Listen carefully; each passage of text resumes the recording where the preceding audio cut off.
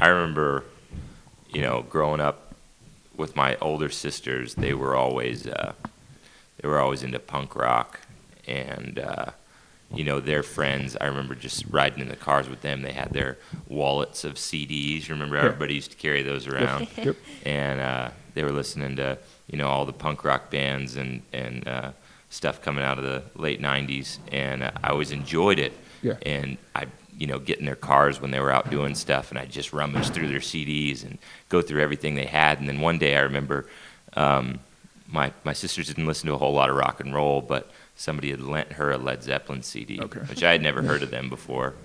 And I put it in there, and I forgot the name of the band, but the sound that came out of the stereo was it was huge. I'd been looking for a sound like that, and I didn't even know it.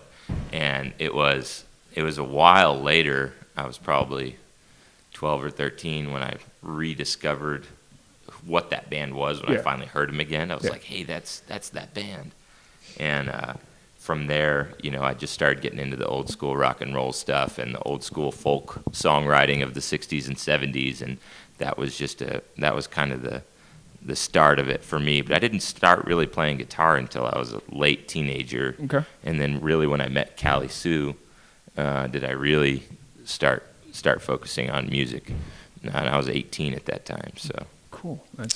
Yeah, I grew up with a really musical and creative family. Like,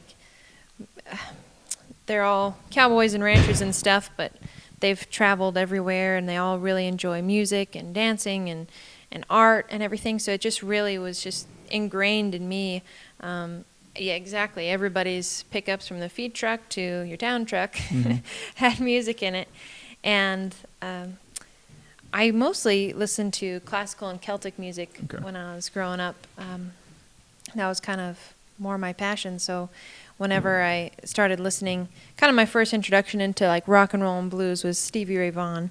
And I heard that, and I was just same kind of thing. I was pretty young, and I was like, what is that? What is that? And then it just kind of led down the rabbit trail. But I didn't pursue playing music or like writing or anything. I was into other creative endeavors, and I wasn't really thinking that I would play music for a living at all.